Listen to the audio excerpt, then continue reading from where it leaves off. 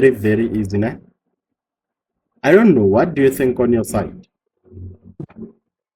Yeah, it does look easy, Because sir. we just gonna interpret what the graph, right? Yes. Okay, so they say a nitrogen and oxygen gases, they react in a sealed container according to the following balanced equation. So you can see you are given the balanced equation, and then they say the reaction rate versus time graph below represent different changes made to the equilibrium mixture. Okay, so now the first one, they just wanted to define what is a reversible reaction. But first thing first, tell me, by looking at the graph, how do we see that this is a reversible reaction? What do you think? How do we see that a reaction is a reversible reaction? By looking at the equation, I'm sorry, not the graph, the equation. How can you tell that this equation is reversible? Because they might tell you, they might ask you that on an exam. Are you still with me? Yes, sir. So in an exam, sometimes they might say, what does this double arrow represent? The double arrow, it represents that this reaction is reversible. Okay, you understand? Yes, sir. Okay, so now listen. When we say a reaction is reversible, it's when products can be converted. So a reversible reaction, it's when we have products. So we're gonna have products. Uh, okay, let's just say when products can be converted back to reactants. So we call that reversible reaction, or you can say vice versa. Okay. Okay. Okay. So when products can be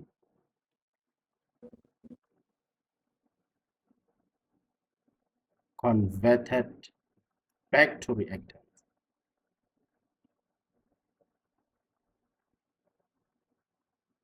And we're gonna call this reversible reaction. Do you understand?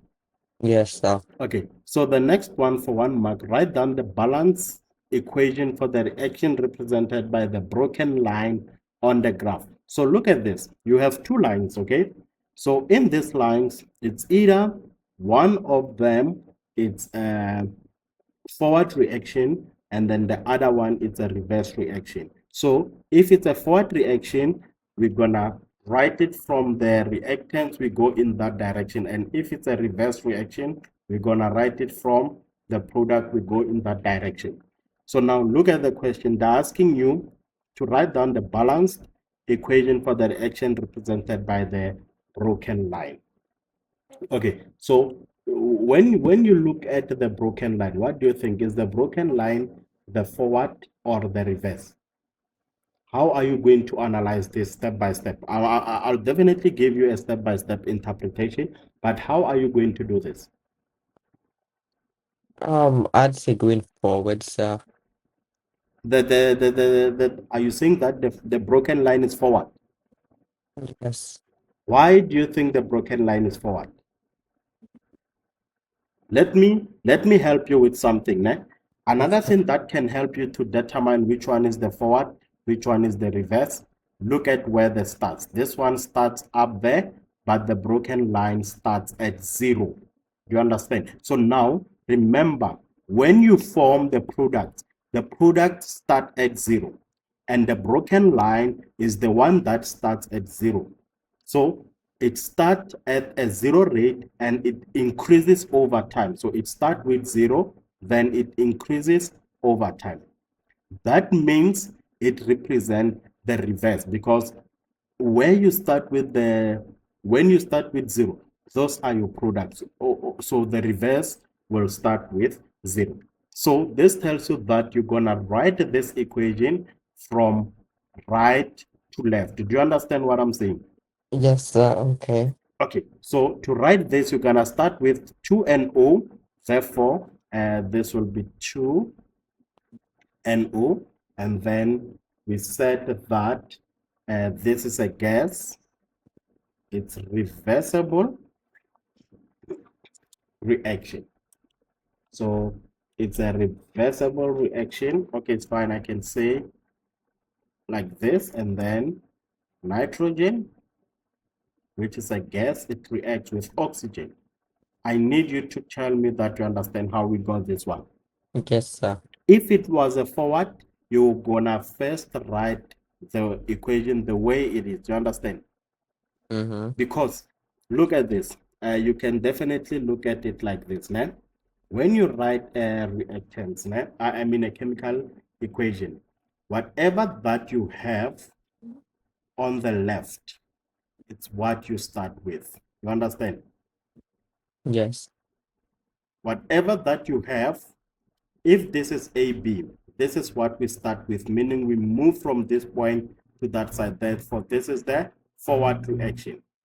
But if we start from this side, we go in that direction, this will be the reverse. Then when you write your equation, you're going to start with that E plus C, and then they give us A plus B. So this will be the equation of the reverse.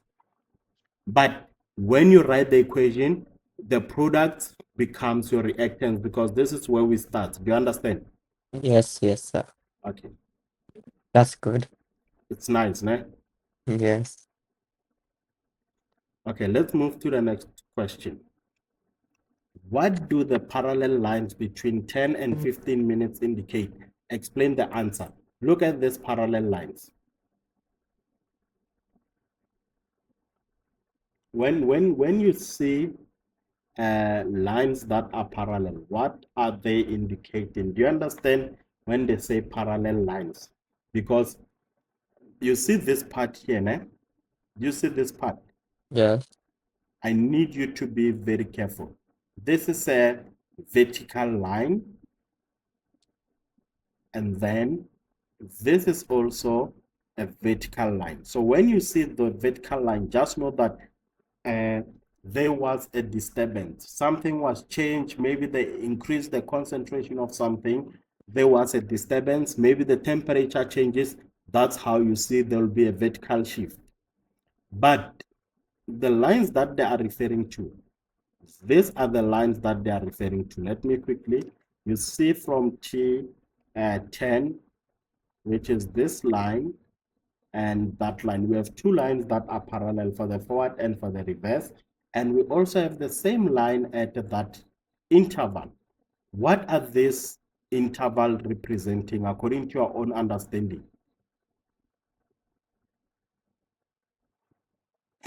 Okay, so just tell me, what do you think it's chemical equilibrium? Dynamic equilibrium. Actually, there's a disturbance in the horizontal. It's like when the forward reaction it's equals to the reverse reaction. You understand? The forward rate Yes. is equal to the reverse rate. Yes. So They both both curves, all become equal. yeah. So both curves they become horizontal and equal. So Yeah. they have equal constant rates, meaning that the forward rate is equal to the reverse rate. This indicate equilibrium, dynamic equilibrium. Do you understand? Yes, sir. So this tells you that at that point, dynamic equilibrium is reached. Then at T15, there's a change made, then the reaction will react again to reach another equilibrium at T20. That's how it works. Okay. Are you sure you get this one? Yes, I do, sir. Okay. So now, uh, the answer for this one, we are saying that they represent uh, dynamic equilibrium.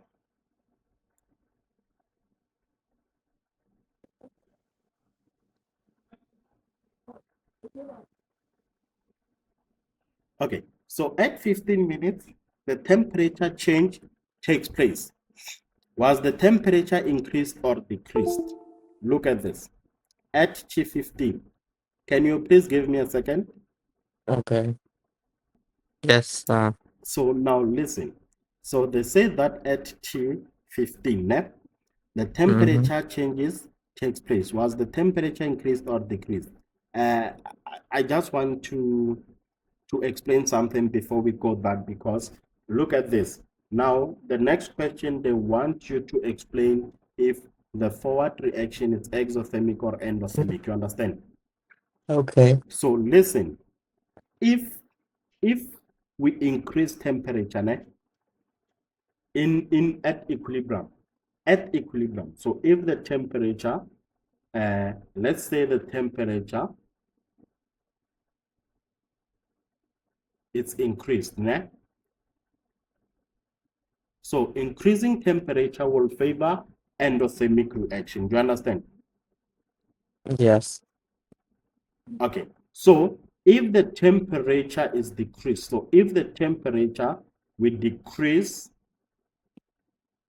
temperature, this will favor exothermic. Yes. Let's just leave that here. Please, always, it's always the case. Temperature increase will go with endothermic, because heat is heat absorbing reaction. So now if we decrease the temperature, we'll go with exothermic. We are coming back to that part. So now listen, they ask you at T15, the temperature changes, it takes place. So if the temperature changes take place, let's go and look at what is going on at T15, at 15 minutes. So this is T15.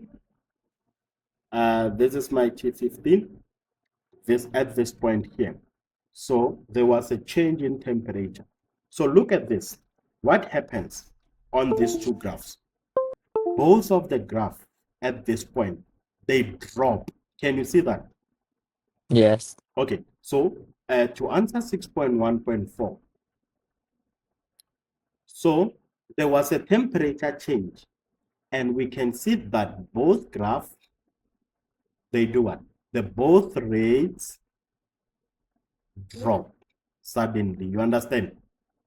So when they drop, listen, remember, this is the rate of reaction. So tell me, if the rate of reaction drops, what happened to the temperature? It um it decreases. Exactly.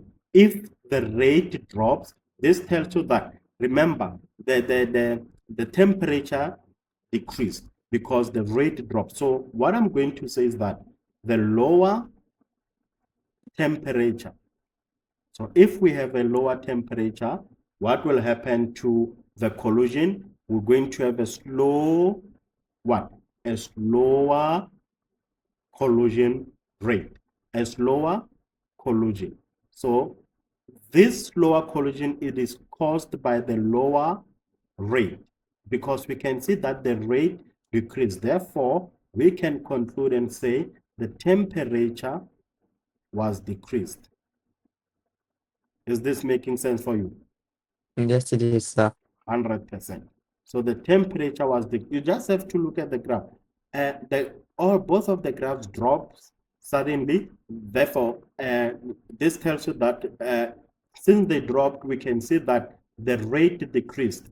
How will the rate decrease? If we have a lower temperature, and then we're going to have a slower collision rate. Therefore, the correct answer for this one is the temperature was decreased. Okay, the next question is the forward reaction exothermic or endothermic? Okay, so this is how you're going to answer this. Remember, we said that if the temperature is decreased, which reaction is favored? Exothermic, right? Yes. So if the temperature is decreased, we favor exothermic. So Right. it's like they asking the same question but just with a different word. Exactly. So Yeah. now, remember, when we lower the temperature, uh, this will shift equilibrium towards heat producing side. That is the exothermic side. You understand? So Yes. this will be exothermic. So the forward reaction is exothermic. You understand? Yes. Okay. So now Okay, let's work on this one. Explain the answer in 6.1.5. This is where we get to explain how we got exothermic reaction. Ne? So number one, we notice that if the temperature decrease, the system will try to replace the heat. How will the system try to replace the heat? By favoring exothermic reaction. Do you understand? Yes. So the reverse reaction is endothermic, it's slow more, and it's not favored. So let me teach you something you can. Ne? You see now, we are saying that exothermic is forward reaction. So how did we get that the forward reaction is exothermic? Look at this. Look at this. Now, you have two graphs. Okay? You have two graphs, and then when you have two graphs, now, between these two graphs, we change temperature, okay? Both of the rate of these two graphs, they will decrease. But you see the one that will decrease, look at this. This one, it decreases to that point, and then the reverse, it decreases to that point. The one that has a small decrease, which is this one, the forward, is the one that takes the exothermic. The one that has the short decrease. You understand? In temperature, in rate. Yes. Because the reverse, it will be endothermic, means it's slower more and it's not favored. So the one that is favored is the forward reaction. Do you understand? Okay. Yes. And then the forward is the one that is exothermic, because decreasing temperature favors exothermic. Okay, so now explain the answer. So to explain this very well, I'm gonna say both forward and the reverse rates decrease.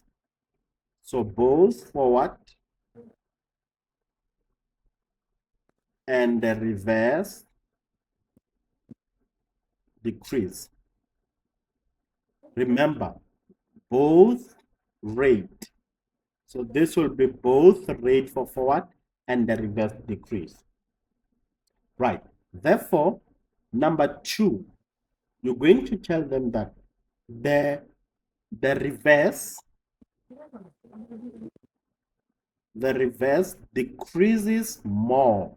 The one that decreases more, it decreases more, which will be endothermic. Okay, so since it's endothermic, therefore, number three, we're going to tell them, therefore, forward reaction is exothermic. Are you happy? Yes, sir. Okay. The next question, they ask you, what effect does the temperature change in 6.1.4 have on the value of Kc? Choose from increase, decrease, or no effect. Explain the answer. You know, I like to explain things in more details, né? So Yeah. this is what I'm going to do on this one. I'll definitely explain it in more details. But before we answer this, I need you to always keep this in mind that Kc only changes with temperature. Do you understand? Yes. Do you understand? Okay, so now we can see that the forward reaction is favored. That's what you note. The change made the forward reaction to be favored. So since the forward reaction is favored, this tells you that we're going to produce more products.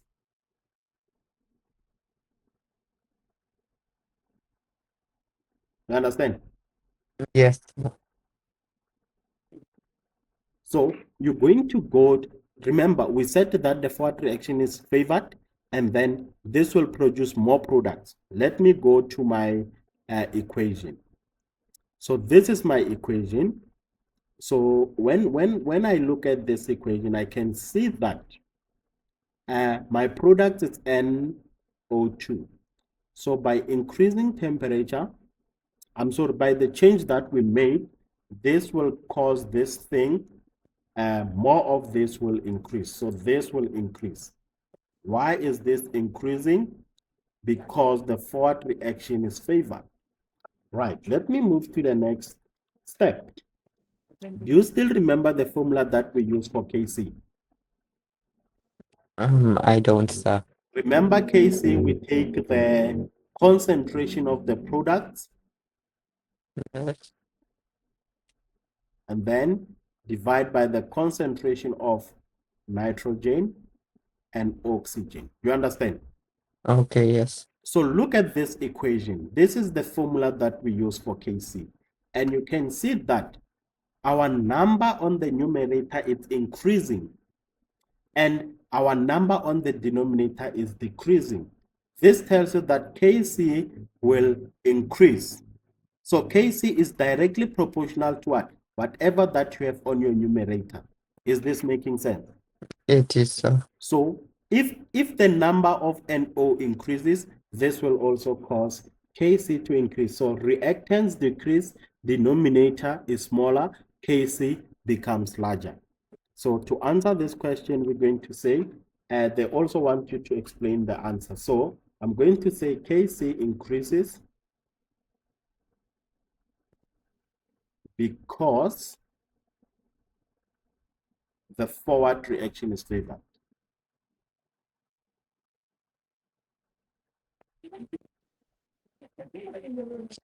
Is favored, and if the forward reaction is favored, this tells you that the concentration of NO increases. Can you see that? You see these brackets here? The bracket, they are just telling you that we are referring to concentration of, Okay. you see, yeah, when I use the bracket, I'm referring to the concentration, okay? Yes. 100% you have. Nice. This is good. I think the question paper is just easy, man. Yes. Yeah. So I think the paper is just easy. Let's just go to what is this? 6.1.8. What change was made to equilibrium mixture at T20? Let's go and look at T20. Look at the T20. There's a vertical shift. So if there's a vertical shift and they want you to tell us what, so look at this, Johanna. When you look at this, what increased? Tell me what increased at T20 by looking at the graph. What Both rate. increased? You look at this side. So this tells you that the rate of both of the reaction increased. Do you understand? Yes. Please note that if both of the reaction, they jump instantly, the equilibrium position is like, let's say the equilibrium position will be unchanged, you know? So this means that not temperature will shift equilibrium, not concentration. Look at, you can, this was, look at this. This is equilibrium, right? Yes. Then there's an instant vertical shift. There was no change in concentration. It only affected the rate and it affected equally. Can you see that? Yes. So if you see something like this, just know that at T20, at this point, a catalyst was added. Or you can say the pressure was increased, but I'll advise you to stick to a catalyst. Ne? A catalyst was added. You understand? Yes, sir. You're sleeping. No. You're not sleeping. No, sir. Okay, we're about to, let's see the next question. They say use the graph to explain the answer to 6.1.8. when they say use the graph, look at this. To answer this question, we can see that a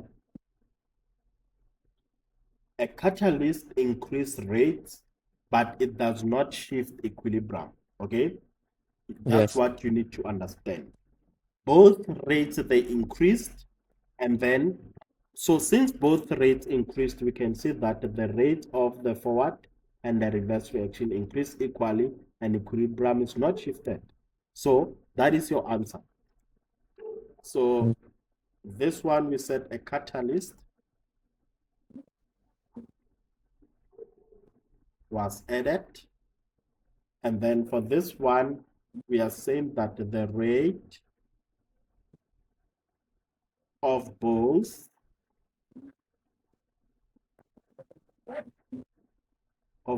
forward and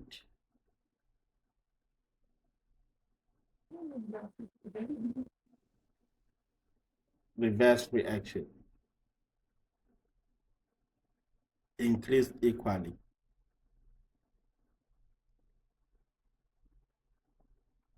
But we also noted that the equilibrium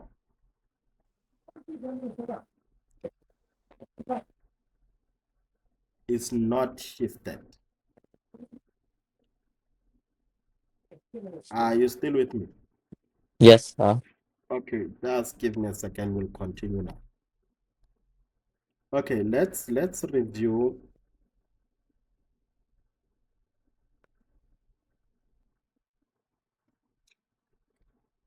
Okay,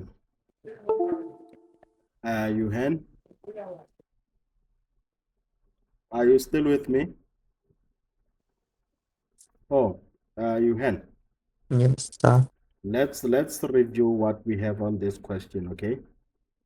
Okay. The balance equation below represents an equilibrium reaction in a sealed 1 decimeter cube container. So NO2 gas plus NO gas, and then we can see NO, N2O.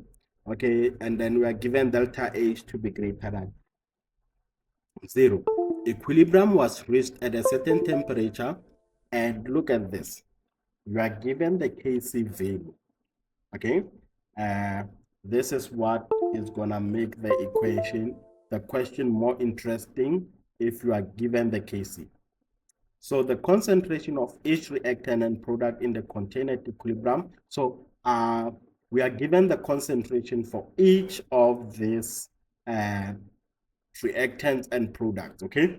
Yes. Remember, I told you this bracket, they just tell you that this is the concentration of NO2. You understand? Yes. 100%. So now looking at what you are given, you're gonna first, they say one of the conditions affecting the equilibrium is changed and the new equilibrium is established. So at the new equilibrium, the concentration of NO2 is 0.12 mole per decimeter cube. Okay, so calculate the equilibrium constant at the new equilibrium. Let's start with that one. When you calculate Kc, you're going to use what we call the rise method. You're going to say R, I, C, then E. Okay? So now, this one is what we call the ratio. This one is the initial concentration. Look at this. You are given the concentration, so we're not going to use the mole. Yes. Oh, I don't think the rise method will work. It's fine. Let me do this. So this will be the ratio. This will be the initial concentration. And then this one will be the change in concentration. Are you still with me? Yes, sir. The change in concentration. And then E, it will be equilibrium concentration.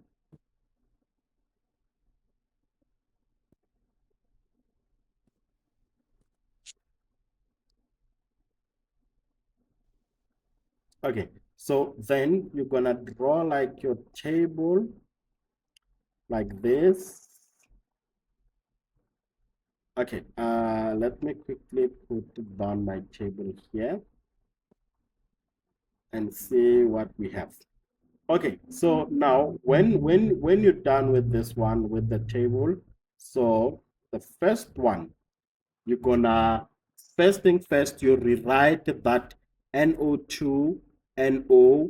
You give each and every of these products the reactants and the products each block, ne? So the first one is NO2. The second one, that's NO. Then we go to product, we have N2O, then this is O2. So each and every of this should have their block, and then that's when we're gonna start completing this table. Right. So first things first, you're gonna put in the ratios. The ratios are the number that are in front of this compound. So this is 1. So you can see that all of them, there's no any number written then. So if there's no number, it's just 1. So all of this, the ratio is 1 is to 1 is to 1 is to 1. You understand? Yes. Then you take the initial concentration for NO2, it's given as 0.06. So for NO2, that's 0.06. And then for NO, that's 0.29. For N2O, that's 0.18. And then for O2, that's 0.38. You just have to take everything that you see on this table. O2, Okay. 0.38, NO, 0.29, and so on. Okay. Right. Then you're gonna find what we call the change in mode, okay? So I'll definitely show you how to find the change in mode, okay? Right. So now this is how this works, né? Let me quickly show you how this works. When you look at this, look at this. When we have this and we have a statement here, né? The statement they say that the concentration of NO2 is 0.12. So this tells you that at equilibrium, the concentration here is 0.12.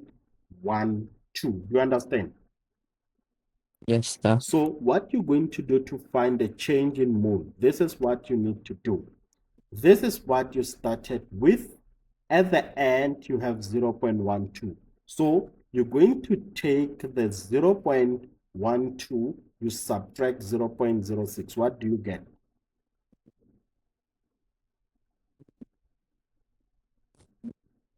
Mm. 0.12 minus 0.06. 0.06. Which is positive. So this will be Yes. positive 0.06. Are you with me on that?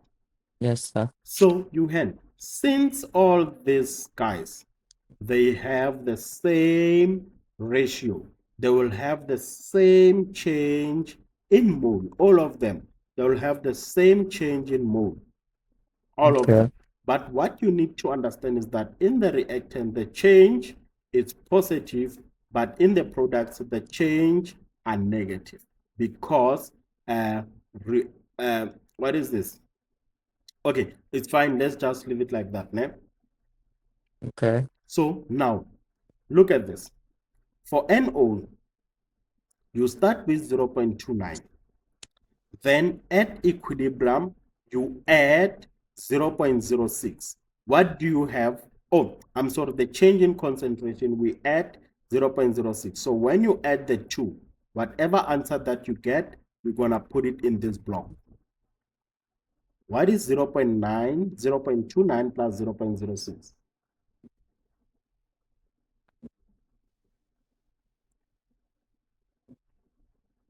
0.35.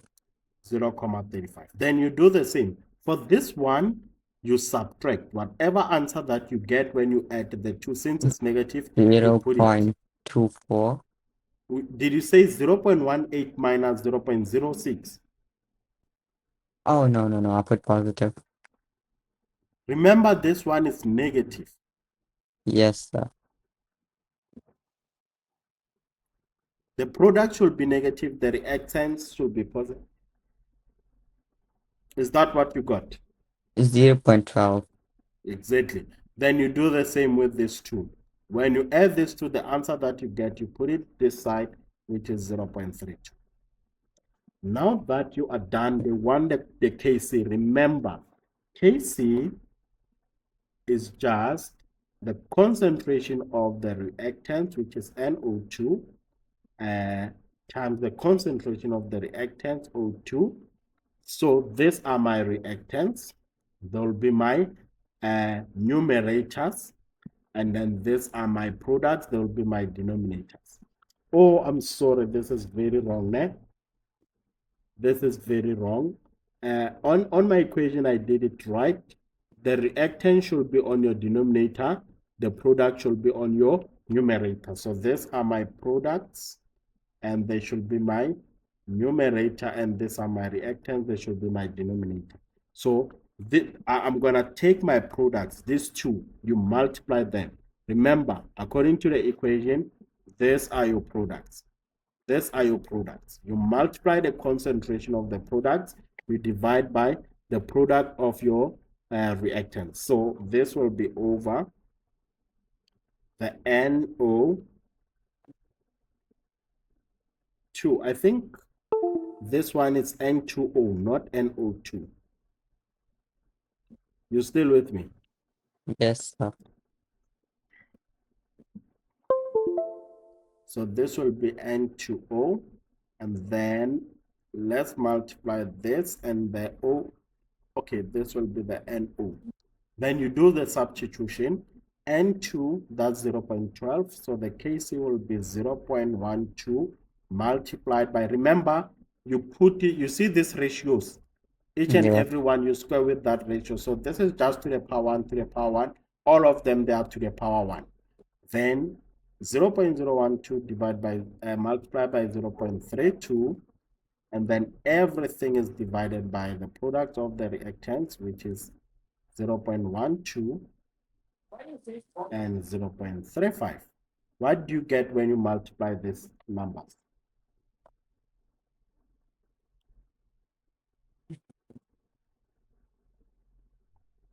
Calculating it now.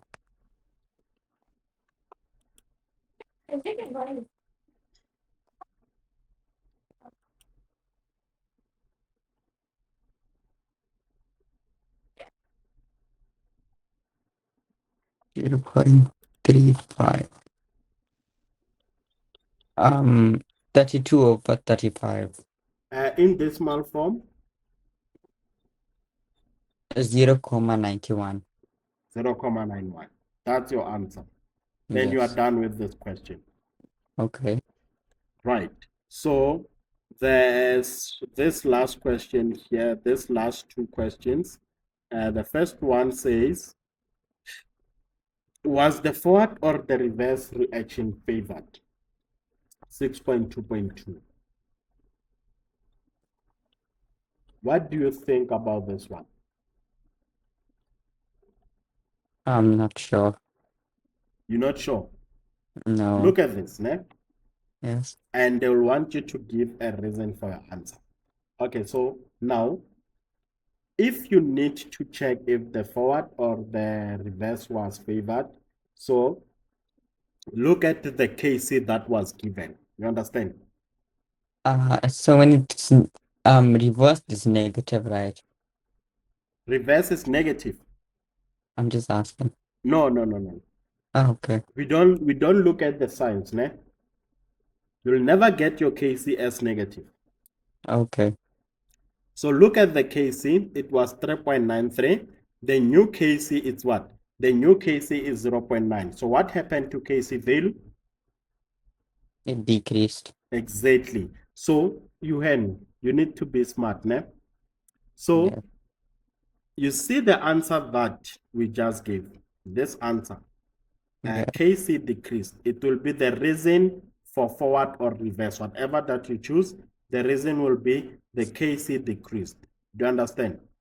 Yes. So now, look at this, né? in order for you to understand what's going on here, look at NO2.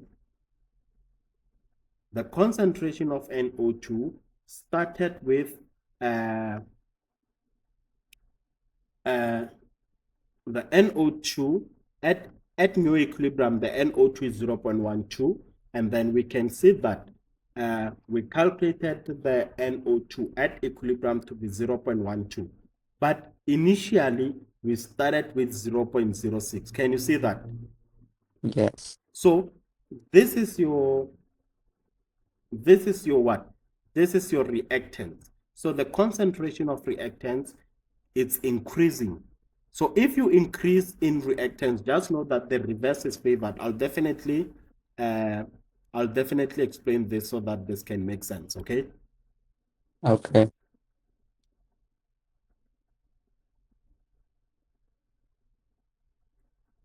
Look at this. Remember, if the reverse reaction is favored, we're gonna create more reactants. And then if the forward is favored, we're gonna create more products. So this one, it increased from what? It increased from 0.06 all the way to 0.12. So this tells you that the reverse is the one that is favored since we are adding more of that. So this will decrease. We are using this to create more of the reactants. So since that's the case, the reverse is favored. So the reverse is favored, and then we can definitely prove that by Kc decreased. Why? Because the formula for Kc, we divide by what? We divide by the reactants. So the Okay. reactants increase. So we are increasing our denominator and we are decreasing our numerator. So this tells you that the Kc will decrease. Are you happy with that answer? Yes, sir. That was good. Okay. I think this is where we can stop for today. Né? Okay. I'm just gonna also send you some of the links that you can work, but let's do this again tomorrow. Okay, sir. Okay, thank you very much. Happy revising. Thank you. Could you send me the notes as well, please?